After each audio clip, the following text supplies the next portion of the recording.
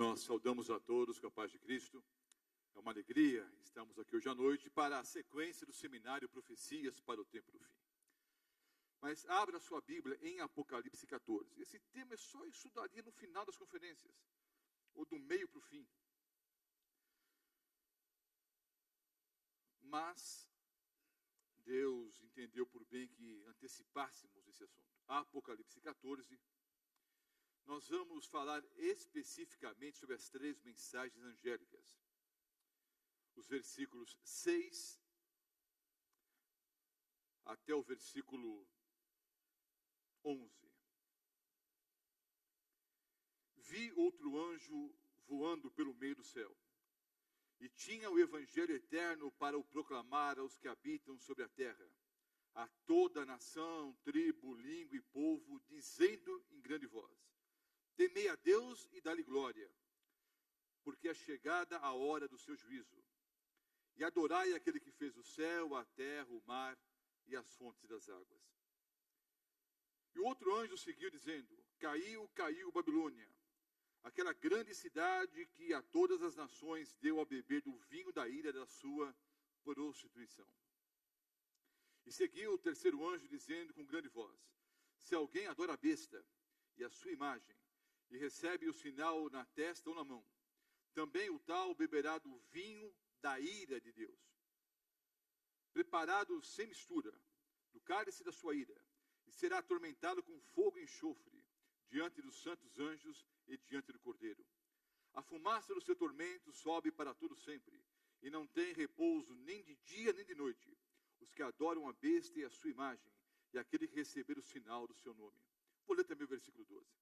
Aqui está a paciência dos santos, aqui estão os que guardam os mandamentos de Deus e a fé em Jesus. Vejam bem, queridos, João vê 3 anjos voando pelo meio do céu, tendo um evangelho eterno para proclamar a toda criatura que vive na face da terra. A palavra evangelho significa boas novas de salvação em Cristo Jesus. E o Apocalipse diz que é evangelho eterno. Vejam bem, queridos, não há uma dicotomia, não há uma separação entre Antigo e Novo Testamento.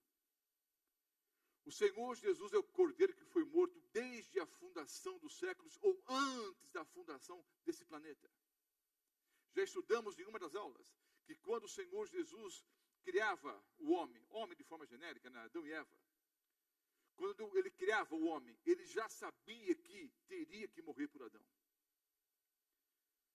O evangelho é evangelho eterno, é o evangelho das boas novas de salvação em Cristo Jesus. Esses 3 anjos voam pelo meio do céu. Eles têm mensagens urgentes para os que vivem nos últimos dias da história desse planeta. Logo após as 3 mensagens angélicas serem apresentadas, o livro do Apocalipse mostra a volta do nosso Senhor e Salvador Jesus Cristo. Em Apocalipse 14, a volta do Senhor Jesus é descrita como uma grande colheita. Ele vem para ceifar, ele vem para colher os seus. Mas antes da volta do Senhor Jesus, essas 3 mensagens têm que ser apresentadas a todo o mundo. A primeira mensagem angélica é a seguinte: temei a Deus e dá-lhe glória, porque é chegada a hora do seu juízo. E adorai aquele que fez o céu, a terra, o mar e as fontes das águas. Pastor Mota, mas espera um pouco. O senhor começa o discurso dizendo que evangelho significa boas novas. Isso também não é novidade, todos nós sabemos que evangelho significa boas novas. Mas qual é a boa nova, pastor, nessas 3 mensagens angélicas? Veja só a primeira: temei a Deus e dá-lhe glória, porque chegou a hora do seu juízo. E adorai aquele que fez o céu, a terra, o mar e as fontes das águas. Olha, quando eu era criança, lá no bairro de Ipiranga, onde eu fui criado, e eu ouvia sermões lá na boa igreja adventista do 7º dia do bairro de Ipiranga, quando eu via pastores ou anciãos apresentando, entre outros temas do Apocalipse, esse das 3 mensagens angélicas, eu confesso que eu morria de medo. Eu quase que entrava embaixo do banco ali da igreja, eu tremia de medo.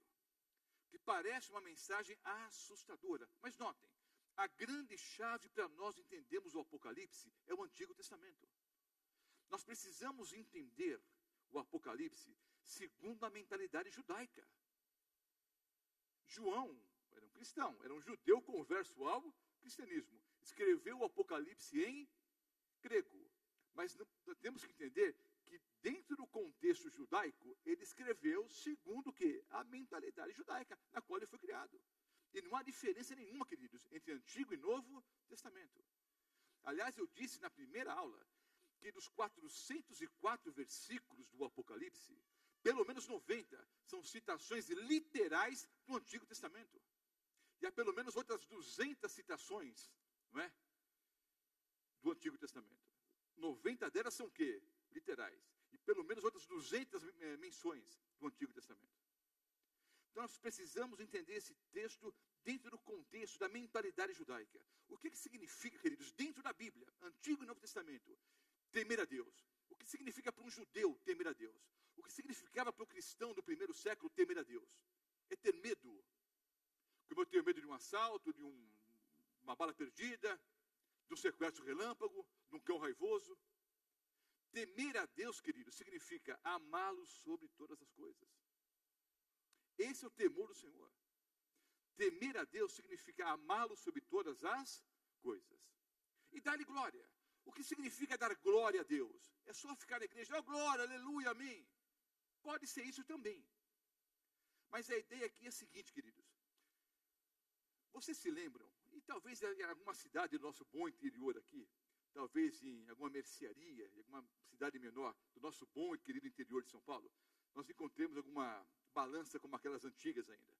Lembra aquelas balanças antigas, que do lado você colocava a mercadoria, do outro lado, né, o peso ali para ferir o peso da mercadoria? A ideia é essa, queridos.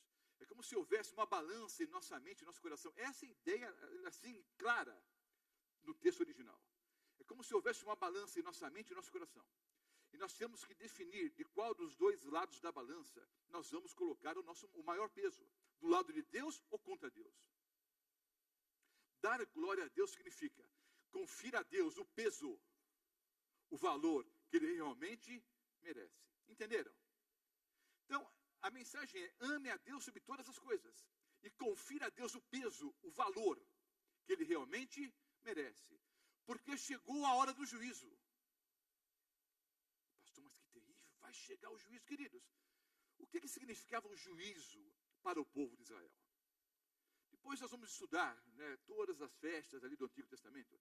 Mas notem, uma das grandes festas, talvez a mais solene do Antigo Testamento, talvez não, com certeza a mais solene, era o dia do Kippur, o Yom Kippur. Era o dia da purificação do santuário. Diariamente, os pecadores confessavam os seus pecados sobre a cabeça do animalzinho, que normalmente era um cordeirinho. Esse animalzinho era morto. Esse cordeirinho era símbolo do Senhor Jesus, o Cordeiro de Deus que tira o pecado do mundo. Diariamente, o sacerdote aspergia o sangue ali, não é? Dentro do lugar santo, entre o santo e o santíssimo. Uma vez por ano, o sumo sacerdote fazia a purificação do santuário. Todas as vezes que o judeu pedia perdão, Deus perdoava na hora o pecado. Mas havia um dia em que o Senhor Deus apagava dos registros os pecados. Esse dia era o Yom Kippur, o dia do juízo. Hoje, quando você e eu pedimos perdão, Deus perdoa na hora. Amém? Por isso, queridos.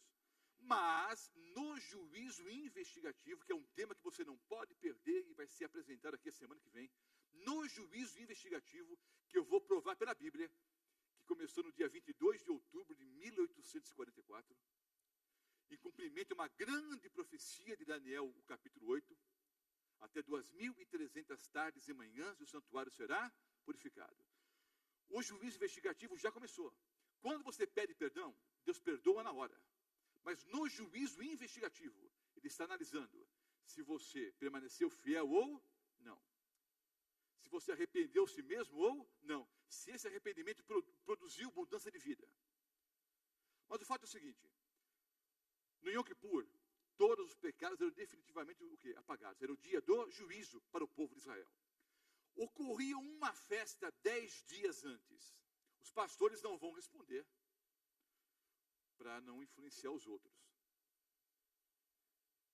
Eu quero saber dos nossos bons irmãos aqui, e várias pessoas sabem, que festa precedia o dia do juízo para o povo de Israel?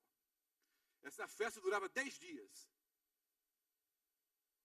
Hein? Olha, estão chutando todas as festas. Como estão chutando todas, alguém vai acabar acertando, não é? Qual era a grande festa que durava 10 dias? Que antecedia, queridos, o dia do juízo para o povo de Israel? A festa das trombetas. 10 dias de toque de trombetas.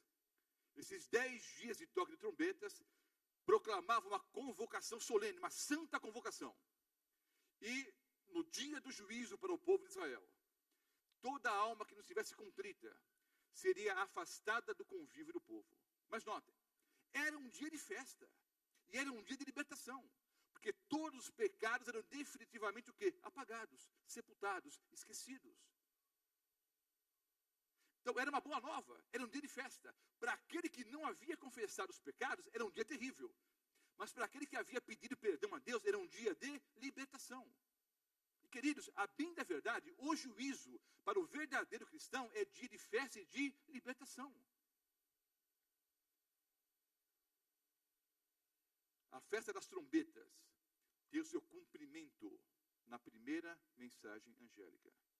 A festa das trombetas se cumpre literalmente na primeira mensagem angélica. Temei a Deus e dá-lhe glória, porque chegou a hora do seu juízo. Ame a Deus sobre todas as coisas. Confira a Ele o peso que ele realmente merece, porque chegou o grande dia da nossa libertação. Queridos, o juízo é simples. Até mencionei aqui já ao longo da semana. O Senhor Jesus mesmo disse, conversando com Nicodemos, Deus amou o mundo de tal maneira que deu seu único filho, para que todo aquele que nele crê não pereça, mas tenha a vida eterna. Porquanto Deus enviou seu filho ao mundo, não para que condenasse o mundo, mas para que o mundo fosse salvo por ele. Quem nele crê não é condenado, quem não crê já está condenado, porquanto não crê no nome do unigênito Filho de Deus. E a condenação é essa: a luz, o Senhor Jesus, veio ao mundo, mas os homens amaram mais as trevas do que a luz, porque as suas obras eram más. Então é simples, aceite a Jesus como seu Salvador e Senhor, peça perdão pelos seus pecados, e durma em paz, na certeza que você foi perdoado, e que você começa uma nova vida ao lado do Senhor Jesus. E para você que aceitou a Jesus como Salvador e Senhor, o dia do juízo é dia de festa, é dia de libertação. Porque chegou a hora do seu juízo, e adorai aquele que fez o céu, a terra, o mar e as fontes das águas. O belíssimo hino que ouvimos, antes de começarmos o sermão, fala justamente de Deus como o quê? O Criador de todas as coisas. Adorar aquele que fez o céu, a terra, o mar e as fontes das águas. Vejam bem, queridos. A base de toda a verdadeira adoração é o fato que Deus nos criou. A verdadeira religião, a verdadeira adoração é a criatura adorando ao Criador. Aliás, é interessante que nos versículos 13 e 14 do Apocalipse, aparece 8 vezes o verbo adorar. O que está no centro do livro do Apocalipse, a grande discussão do Apocalipse, o grande tema do Apocalipse, gira em torno do quê? Do verbo adorar. A quem você adora? Você adora ao Deus verdadeiro? E se adora ao Deus verdadeiro, você guarda as suas doutrinas, você faz a sua vontade? Ou você adora os homens? A quem você adora?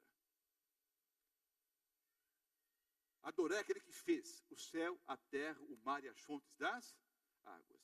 Tudo foi feito pelo Senhor Jesus Cristo. Tudo foi feito por intermédio dele e para ele. E sem ele, nada do que foi feito se fez. Agora notem.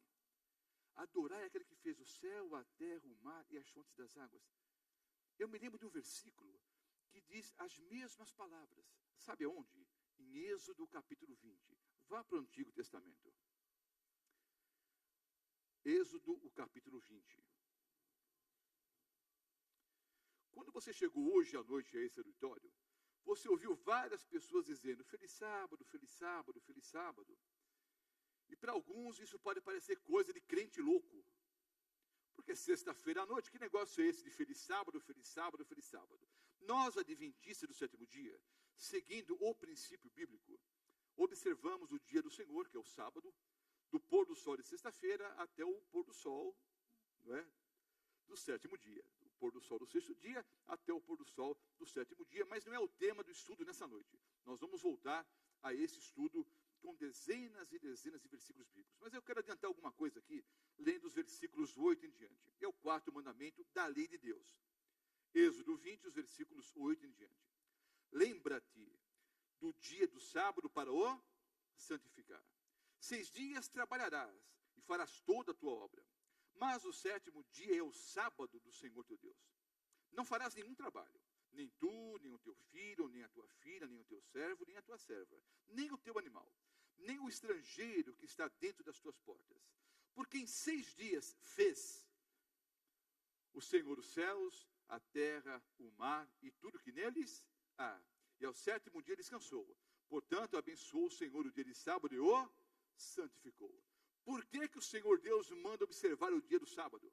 Porque em 6 dias ele fez o céu, a terra, o mar e tudo que neles há.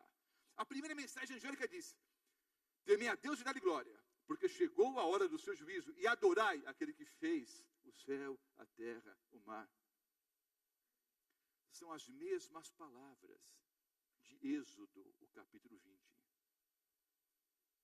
Queridos, os teólogos, e eu não sou teólogo, eu sou um pastor, mas os teólogos afirmam que é impossível 2 versículos bíblicos terem muitas palavras exatamente iguais, sem que haja uma ligação, sem que haja um link entre os 2 textos. Pastor, o senhor não está querendo ensinar essa noite que a primeira mensagem angélica para os últimos dias manda guardar o sábado? Não estou dizendo isso, não. A Bíblia que está dizendo. A Bíblia claramente faz uma convocação para todos aqueles que vivem na face da terra nos últimos dias. Nós devemos adorar a Deus da forma como Deus quer ser adorado e no dia em que Ele quer ser adorado. Pastor, eu adoro a Deus todos os dias. Eu também. Mas o Senhor Deus separou um dia, o 7º dia da semana, o sábado, para o seu uso que? Exclusivo. Para que você e eu estivéssemos nessas 24 horas sagradas, em perfeita comunhão com o Criador de todas as coisas. Entenda uma coisa, amados irmãos. Deus nos dá o livre-arbítrio. Foi o tema de uma das aulas, né? Quando falamos aqui sobre a origem do mal e a queda do homem. Deus nos dá o livre-arbítrio. Com o livre-arbítrio, você pode escolher adorá-lo ou não adorá-lo. Deus é tão bom que Ele te dá essa liberdade. Você pode, essa noite, escolher adorar a Deus ou não adorá-lo. Mas entenda uma coisa em nome do Senhor Jesus. Se você, por livre e espontânea vontade, escolher adorá-lo, Deus não te dá liberdade para escolher como adorar. Entendeu? Você pode escolher adorá-lo ou não. Se você, por livre e espontânea vontade, escolher adorá-lo, aí é como Ele quer, não é como você escolhe. Ele não dá liberdade para ninguém escolher como adorá-lo. Eu poderia dar vários exemplos bíblicos. Vou dar um exemplo bem tradicional, histórico, bíblico. Caim e Abel. Caim pegou meia dúzia de frutos podres embaixo da árvore e entregou como oferta a Deus? Sim ou não? Não. Pegou bons frutos? Pegou. Deus aceitou a sua oferta? Sim ou não? Sim ou não? Não, por quê? Porque é um Deus intransigente, ranzinza. Não, não foi o que ele pediu. Teria sido muito melhor para Caim se ele tivesse tomado a seguinte atitude: Senhor Deus, eu não vou adorá-lo. Eu não quero saber do Senhor e não quero fazer a sua vontade. Teria sido melhor para ele se tivesse pensado e agido assim, do que tentar adorar a Deus da forma como ele queria, não como Deus exigiu. É muito comum no mundo religioso hoje você ouvir conversas como essa que eu vou reproduzir agora. E aí, meu irmão, como é que está? Tudo certo? Tudo certo. Está congregando aonde? Eu estou congregando naquela outra igreja ali, porque eu arrumei uma namoradinha lá e eu estou frequentando lá agora. Oh, que bom. E você? Não, agora eu congrego naquela outra denominação, porque eu canto no coral ali. E você? Não, eu estou indo para aquela outra igreja agora, porque o louvor é mais animado. E você? Não, eu estou indo para aquela outra igreja lá, porque tem ar-condicionado. E você? Não, agora eu vou frequentar ali o auditório Novo Tempo, porque é um lugar bem confortável, bonito e tal. Bom, queridos, é bom que você cante no coral, é bom que tenha ar-condicionado na igreja, num lugar confortável, não é? Tudo isso são coisas positivas. Você arrume uma namorada, né, se você é solteiro, obviamente. Mas não é um bom critério para se escolher uma igreja, não. Porque é uma falsa ideia, queridos. Esse é um plágio de uma frase romana, né? Os romanos diziam, todos os caminhos levam a Roma. E o fato é que as estradas foram construídas durante o Império Romano, de tal maneira que a maioria das estradas tinha que passar realmente por Roma. Mas os cristãos plagiaram essa frase dizendo, todos os caminhos levam a Deus. Leva a coisa nenhuma. Há caminho que parece correto ao homem, mas ao final são caminhos de morte. E o próprio Senhor Deus diz, eis que eu coloco diante de vocês o caminho da vida e o caminho da morte. Nem todo caminho leva para a vida.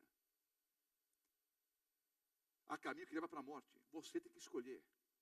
Mas Deus, como é bom, já mostra antes. Esse vai para a vida, esse vai para a morte. Queridos, há milhares de placas de igreja hoje aqui no Brasil. O Brasil é o segundo país do mundo em número de religiões e seitas.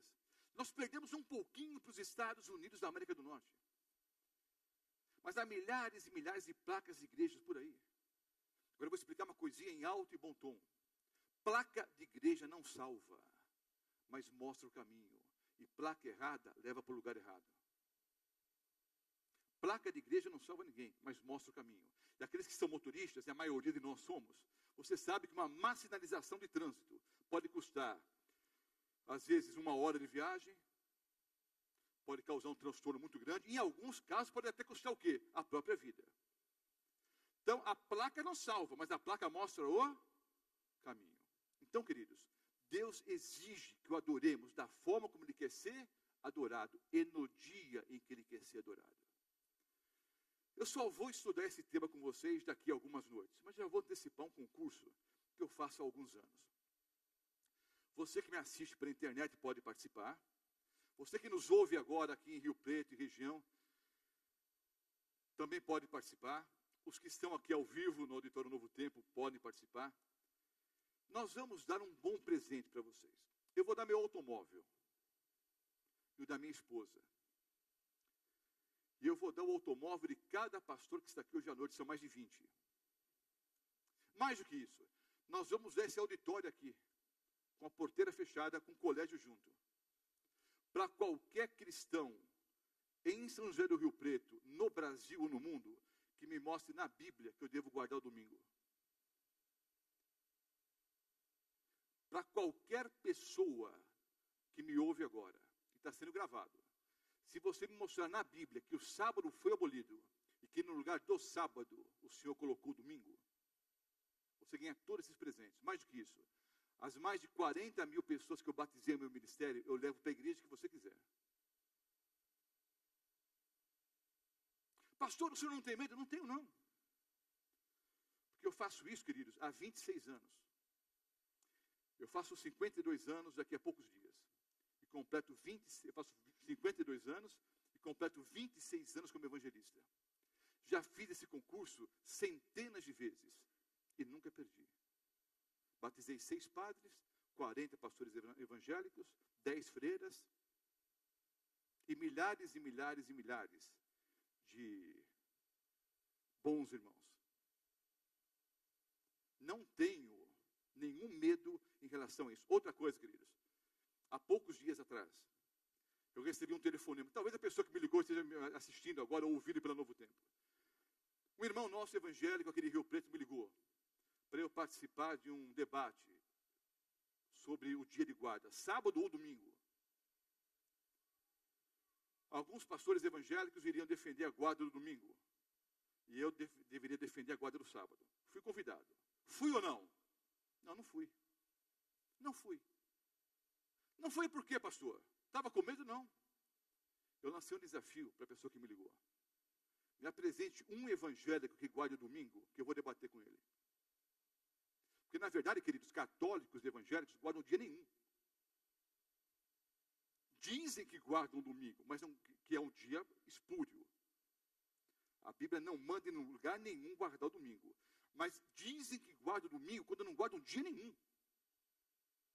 Então, como é que eu vou debater se é para guardar o sábado ou o domingo com quem não guarda nada? Então, o dia que nós tivermos um bom pastor evangélico aqui na região, um bom padre que realmente guarde o domingo, eu estou disposto a debater a hora que quiser, aonde quiser, com quem quiser. E não precisa ser muito inteligente, não. Não é nem arrogância espiritual, nem cultural, queridos, nem muito menos intelectual. A palavra domingo não existe na Bíblia. Agora eu mostro 400 versículos que mandam guardar a lei e o sábado. Então não precisa ser muito inteligente, não. É só ler o assim diz o Senhor. Adorar aquele que fez o céu, a terra, o mar e as fontes das águas. Essa é a grande convocação, a primeira mensagem angélica. Para adorarmos a Deus da forma como Ele quer ser adorado, no dia em que Ele quer ser adorado. Então a primeira mensagem angélica é essa, queridos, de maneira mais simples, para que todos entendam a boa nova. Ame a Deus sobre todas as coisas. Confira a Deus o valor, o peso que Ele realmente merece. Porque chegou o dia da nossa libertação. E adorar é aquele que fez o céu, a terra, o mar e as fontes das águas. Vamos agora, queridos, voltar para Apocalipse, o capítulo 14. Vamos ler a segunda mensagem angélica. A primeira mensagem angélica é uma convocação para adorarmos ao Deus verdadeiro, o Criador de todas as coisas. O que está realmente em jogo no Apocalipse, queridos, é a verdadeira adoração. A quem você adora. Vamos ler aqui agora, queridos, o versículo 8, que é a segunda mensagem angélica. O outro anjo seguiu dizendo: caiu, caiu Babilônia, aquela grande cidade que a todas as nações deu a beber do vinho da ira da sua prostituição. Queridos, Babilônia na Bíblia se refere à antiga Babilônia, historicamente, não é? A grande cidade, a grande capital, o grande reino. Mas no Novo Testamento, Babilônia é símbolo de confusão religiosa, confusão espiritual. Babilônia significa o quê? Confusão espiritual. Prostituição espiritual. A prostituição aqui, querido, se refere o quê? A prostituição espiritual. Falsas doutrinas foram introduzidas no meio do cristianismo. O diabo lutou contra Deus no céu e apanhou. Estudamos isso aqui. Lutou com o Senhor Jesus aqui na terra e perdeu de novo. Aí, irado, frustrado, porque não conseguia vencer a Deus, o diabo começou a atacar quem Deus mais amava, a sua igreja. E através de Roma pagã, depois a própria igreja mãe, que tornou-se um grande poder perseguidor, através de Roma pagã e Roma papal, tentou destruir o quê? Os servos do Deus vivo. Mas cada cristão que morria era semente para outros. Morria um, por causa do testemunho desse que morria, apareciam 8, 10 ou 12. Aí o diabo pensou assim: se eu não posso com eles, eu faço o quê? Eu me uno a eles. O diabo se uniu às igrejas e introduziu uma série de falsas doutrinas no seio do cristianismo. E é um fato que eu mencionei na primeira aula, queridos. Uma grande parte do que as igrejas pregam por aí não tem absolutamente nada a ver com a Bíblia. E o meu desafio na primeira aula foi o seguinte: não creio no Roberto Mota. Há tanto pastor mentiroso por aí, eu posso ser mais um. O meu grande desafio para você que me assiste aqui ao vivo, você que me ouve pela internet, ouve pela rádio, é estude a Bíblia. Não vai atrás de pastor e padre, não. Não vai atrás de pastor Mota, você não me conhece. Estude o assim diz o Senhor. A segunda mensagem angélica, queridos, versículo 8, diz que caiu, caiu Babilônia.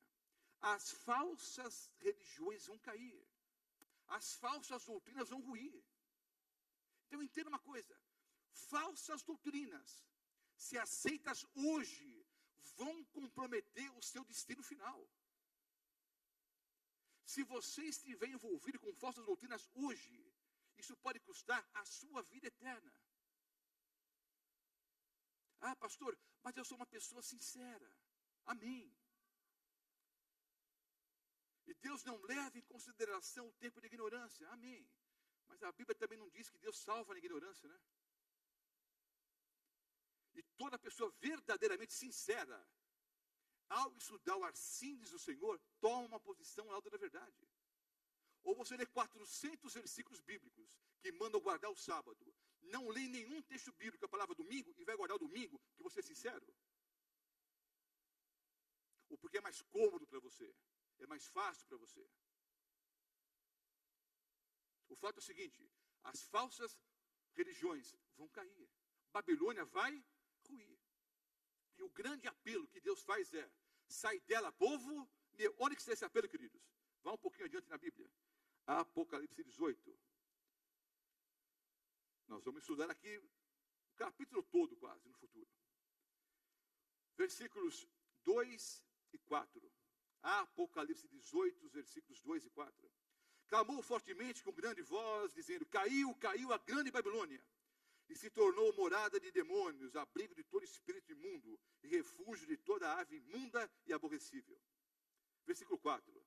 Ouvi outra voz do céu que dizia: sai dela, povo meu. Então, espera um pouco, queridos. Prestem bem atenção. Deus tem um povo que está em Babilônia. Deus tem um povo que está espalhado por várias denominações por aí. Só que esse povo, ao ouvir o assim diz o Senhor, quando ouvirem o alto clamor: sai dela, povo meu, os sinceros sairão. Agora, pastor, mas a pessoa é sincera, está em outro lugar, está tudo certo. Não, não está tudo certo não. Por que Deus manda sair? Olha só. Para que não sejais participantes dos seus pecados, e para que não incorrais nas suas pragas, que eu vou estudar com você semana que vem aqui. Apocalipse 15 é o fechamento da porta da graça. O 16, o derramamento das 7 últimas pragas. Então você precisa tomar uma posição ao lado da verdade. Então vejam bem, queridos, nós adventistas do sétimo dia entendemos que devemos proclamar as 3 mensagens angélicas. Agora eu faço um apelo para você, meu amado irmão adventista do sétimo dia. Antes de nós chamarmos o povo para sair de Babilônia e vir para o Monte Sião, nós temos que tirar Babilônia do meio de Sião. Vou repetir. Nós não temos condições de chamar o povo para sair de Babilônia e vir para Sião, se Babilônia está em nosso meio também. Se não houver de verdade, sair da teoria para a prática, reavivamento e reforma, como é que nós vamos chamar o povo para sair das outras denominações, queridos, e vir para a verdadeira? Eu vou explicar para vocês uma coisinha. Resumindo o pacote da segunda mensagem angélica. Os salvos são formados pela igreja remanescente. A igreja remanescente, queridos, é formada por adventistas do sétimo dia de verdade. Tem um bocado de adventista do sétimo dia que é só nominal. Tem nome que está vivo, mas já morreu faz muito tempo. Então são os adventistas do sétimo dia verdadeiros, mas toda a grande multidão que está em Babilônia. E há uma frase de uma autora que os adventistas conhecem, Ellen White. Ela diz: a grande massa dos salvos não está na igreja adventista do sétimo dia. A grande maioria está onde? Em Babilônia, ou no mundo. Os verdadeiros cristãos que estão em várias denominações saem. Os adventistas do sétimo dia verdadeiros recebem esse grupo e formam a igreja remanescente. Querem uma prova? Para você, meu irmão que está dormindo em casa ou aqui na igreja, é alarmante, é assustador, é extraordinário o número de irmãos evangélicos e católicos que estão guardando o sábado. Vou repetir. Inclusive pessoas que já vieram a essa conferência. Líderes de outras denominações. Que disseram: eu estou guardando o sábado, porque Deus me revelou que eu devo guardar o sábado. Amém. Mas se você está dormindo, fica esperto. Porque o que está previsto na profecia está ocorrendo. Há um despertamento em Babilônia. Há muitas pessoas acordando, queridos. E entendendo assim, diz o Senhor. Eles saem. E com os verdadeiros adventistas do sétimo dia, formam a igreja remanescente. Falsas doutrinas, se aceitas hoje, vão comprometer nossa decisão final. Entenda uma coisa, queridos. Falei ontem à noite sobre esse assunto. Justificação, santificação e glorificação. Santificação é um processo diário. Ninguém vai virar santo de um dia para o outro, não. Então é fundamental que você e eu tomemos uma posição definitiva ao lado do Senhor Jesus. Terceira mensagem angélica, encerrando o discurso dessa noite. Apocalipse 14. os versículos 9 em diante. E seguiu o terceiro anjo dizendo com grande voz: se alguém adorar a besta. Nós vamos estudar aqui em uma aula. Pastor, tem muita coisa no futuro? Tem. Talvez seja esse um dos motivos pelo qual eu estou apresentando o tema aqui, para despertar o seu interesse para outros que virão no futuro. Nós vamos estudar em determinada aula o selo de Deus e a marca da besta. Todas as pessoas da face da terra receberão ou o selo do Deus vivo ou a marca da besta. Se alguém adorar a besta e a sua imagem e receber o sinal na testa ou na mão, também o tal beberá do vinho da ira de Deus, que se deitou, não misturado, no cálice da sua ira, e será atormentado com fogo e enxofre diante dos santos anjos e diante do Cordeiro. E a fumaça do seu tormento sobe para todo sempre, e não tem repouso nem de dia nem de noite, os que adoram a besta e a sua imagem, e aquele que recebe o sinal do seu, ou a marca do seu nome. Pastor, mas que Deus é esse? Que Deus irado é esse? Notem bem, explico de novo. Isso é um processo, né, pedagógico. A repetição faz parte do processo. A ira divina não tem absolutamente nada a ver com a ira humana. Não é um Deus estressadinho, nervosinho, cansado, não. A ira de Deus não é affectus em latim, não é afeição, não é emoção. A ira de Deus é efeito. Pastor, isso é muito racional, mas é justamente assim, é causa e efeito. Após uma longa, insistente e persistente recusa dos seres humanos em aceitarem o dom gratuito da salvação, após as 3 mensagens angélicas serem pregadas a todo mundo, e a grande maioria continua recusando o dom gratuito da salvação, há um momento em que Deus coloca um ponto final, ele diz chega. E o faz por várias razões. Uma delas é a seguinte: Deus, sendo quem é, não pode permitir que o pecado dure para todo sempre.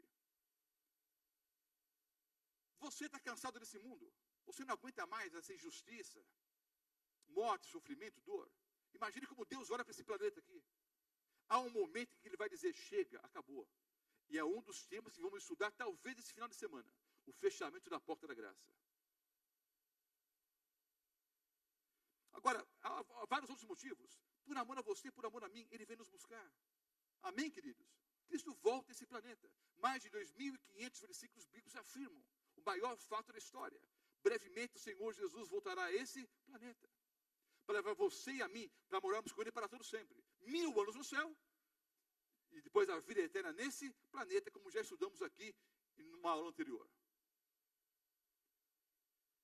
A primeira mensagem angélica é uma convocação para a verdadeira adoração. A segunda mensagem angélica é uma advertência, é uma convocação para que os sinceros saiam de Babilônia. A terceira mensagem angélica é a consequência das pessoas não aceitarem a primeira e a segunda mensagem angélicas. A morte eterna, o tormento eterno. Deus fez tudo o que podia, mas as pessoas o quê? Rejeitaram, não quiseram. Há um momento que Deus disse simplesmente o quê? Agora acabou. Eu li também o versículo 12. No começo do capítulo 14, eu comecei a ler do versículo 6 em diante, mas no comecinho do capítulo 14, vamos ler aqui o versículo 1. Olhei, e eis que estava o Cordeiro sobre o monte Sião, e com ele 144.000, que em sua testa tinham escrito o seu nome, né, o nome dele e o nome do seu pai. Ele vê os que receberam o selo do Deus vivo. Na terceira mensagem angélica, ele vê os que receberam a marca da besta. Só que no versículo 12, ele fala sobre aqueles que receberam o selo do Deus vivo. Aqui está a paciência dos santos. Aqui estão os que guardam os mandamentos de Deus e a fé em Jesus. Mas espera um pouco, pastor. Me ensinaram na minha igreja que os mandamentos foram abolidos. E agora o Senhor está mostrando no Apocalipse que João vê que os salvos são os que guardam os mandamentos. Pastor, mas na minha igreja me ensinaram que os mandamentos foram abolidos. Sim, meu amado irmão, porque lá é Babilônia. Por isso que você tem que sair de lá. Porque os salvos, segundo o Apocalipse, são aqueles que o quê? guardam os mandamentos de Deus. A maioria das pessoas, inclusive muitos de nós que estamos aqui hoje à noite, queremos a salvação, não é? Queremos aceitar Jesus como Salvador, mas não como Senhor. Queremos os benefícios da salvação, não queremos as responsabilidades do senhorio. Por isso que o Senhor Jesus disse: por que vocês me chamam Senhor, Senhor, e não fazem o que eu mando? Nem todo que diz Senhor, Senhor, entrará no reino dos céus, mas aquele que faz a vontade do meu Pai que está nos céus. Muitos naquele dia virão correndo: Senhor, em teu nome expulsamos demônios, em teu nome operamos sinais, em teu nome falamos em línguas, em teu nome fizemos tantas maravilhas. Aí o Senhor Jesus responde o que mesmo? Eu não conheço vocês. Apartai-vos de mim, vós que praticais o quê? A iniquidade. Há um fato, queridos, que infelizmente a maioria de nós não conhecemos bem a língua materna. Você sabe o que significa iniquidade? A palavra iniquo, no latim, significa aquele que vive fora da lei. Iniquo é viver sem lei. Iniquidade é viver sem guardar mandamento. Iníquo é não guardar a lei. Então o Senhor diz claramente: eu nunca vi vocês na minha vida, eu não conheço vocês. Afastem-se de mim, vocês que praticam a iniquidade, vocês que vivem sem guardar os mandamentos. Então, queridos, a aula de ontem foi muito clara. E a aula de hoje está no contexto já de ontem. Por isso você não deveria perder noite alguma. Eu sou salvo pela graça. Amém. Aprenderam, não é? Eu sou salvo pela graça através do que mesmo, irmãos? Do sangue de Cristo Jesus. Que eu aceito pela fé. E naturalmente vem o quê? As boas obras. A guarda dos mandamentos. Graça. Sacrifício do Senhor Jesus. Fé e obras. A graça é a fonte da justificação. O sangue de Cristo, o método utilizado por Deus para nos justificar. A fé, o meio de aceitação. Através da fé eu aceito ou rejeito a graça de Deus e o sacrifício de Cristo em minha vida. Se pela fé eu aceitei, eu vou dizer: Senhor, o que queres que eu faça? Queridos, Deus não espera que eu vire menino bonzinho para depois me adotar como filho, não. Eu disse ontem à noite: eu vivo como filho porque eu sou filho. E se eu sou filho, eu vou dizer: Senhor, o que queres que eu faça? Queridos, não é fácil ser cristão no mundo que nós vivemos, não. Eu vou contar uma história verdadeira, bem simplesinha. Eu vou até contar um testemunho lá do Carandiru, de uns presos que eu batizei lá. Eu conto amanhã ou depois. Vou contar uma historinha, antes do Luiz Cláudio cantar o último hino. Eu vou contar uma historinha que minha mãe contava. Lá no bairro de Ipiranga. Minha mãe, infelizmente, faleceu alguns meses atrás.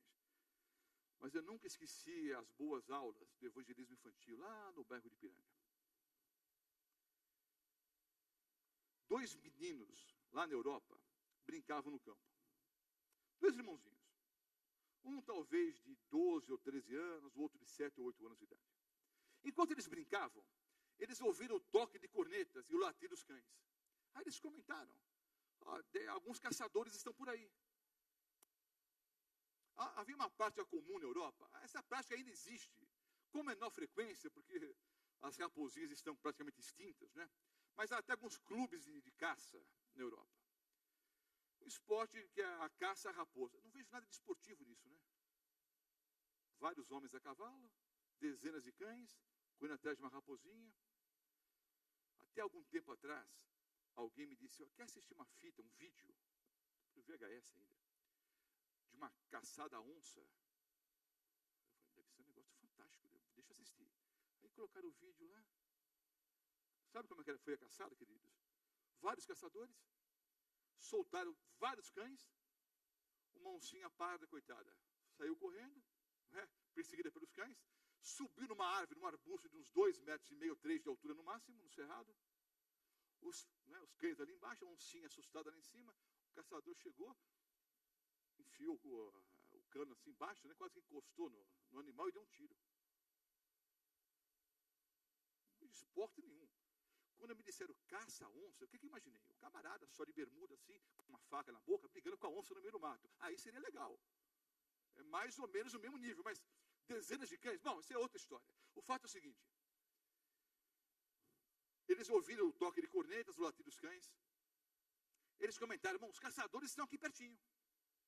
De repente, enquanto eles brincavam, uma raposinha passou no meio dos dois. Eles se assustaram. A raposinha correu.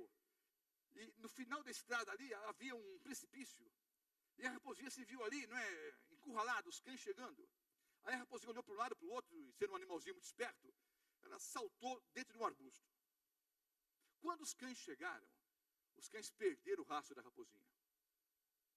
Uns cães foram para um lado, outros cães para o outro. O fato é que eles perderam o rastro da raposinha.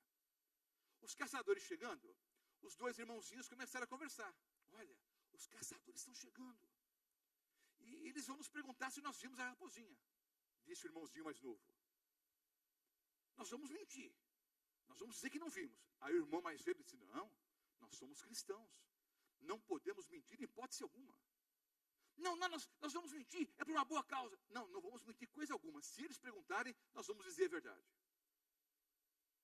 Os caçadores chegaram, e como os dois irmãozinhos haviam predito, era mais ou menos óbvio, eles perceberam que os cães haviam perdido o rastro da raposinha, foram em direção aos dois e perguntaram, vocês viram a raposinha? Está o irmão mais velho aqui, o mais novo atrás, né? Tremendo assim, e puxando a camisa do mais novo. Vamos mentir, vamos mentir. Fica quieto aí. Deixa comigo. Vocês viram a raposinha? Perguntou o líder dos caçadores. O menininho mais velho disse, nós vimos sim. Mas não pergunte onde ela está, porque nós estamos com ela. Entenderam? Eu sei onde está a raposa, mas não me pergunte, eu estou do lado dela. Uma historinha simples. Eu tinha uns 8 anos de idade quando eu vi essa historinha. Simples. Só que o menino teve coragem para tomar uma posição ao lado da verdade. Quando falamos sobre o milênio bíblico e as duas ressurreições, nós mostramos uma lista, mostramos na Bíblia, de pessoas que não vão entrar no céu. Lembra da lista? Quero ver quem é bom de Bíblia. Naquela lista enorme de pessoas que não vão estar no céu. Qual é o primeiro grupo de pessoas? Quem lembra? Quem? Não, não eram incrédulos, não. Não eram os mentirosos. Hein? Os covardes. E covarde ali, queridos, não é a pessoa que tem medo de um assalto. Não. Não é que tem medo de escuro ou medo de altura. Covarde é aquele que conheceu a verdade, mas não teve coragem para tomar uma posição ao lado da verdade. E a verdade é o nosso Senhor e Salvador Jesus Cristo. Queridos, nós precisamos de pessoas hoje, homens e mulheres, que tenham coragem para tomar uma posição ao lado da verdade, ao lado do assim diz o Senhor. Entenderam? Essa é a mensagem adventista do sétimo dia para os últimos dias. Esse é o discurso da igreja adventista do sétimo dia. Há um Pai amoroso que enviou seu único filho para morrer em nosso lugar na cruz do Calvário. E brevemente o Senhor Jesus voltará a esse planeta. Você e eu precisamos proclamar essas benditas mensagens, solenes mensagens, para um mundo que perece por falta de conhecimento. E a grande maioria dos salvos ainda estão onde? No mundo ou em Babilônia. Você que vem hoje à noite aqui, que não tomou uma posição ao lado da verdade, eu oro a Deus para que você tome essa posição hoje, nesse momento. Você que já tomou a posição, eu oro para que você reafirme a sua fé na pessoa de Cristo Jesus. Para que todos nós, dirigidos pela pessoa do Espírito Santo, possamos viver de acordo com a sua palavra, em toda e qualquer circunstância. Você tem coragem para tomar uma posição definitiva ao lado de Jesus? Sim ou não? Sim ou não? Não é para mim que você vai responder, para Deus.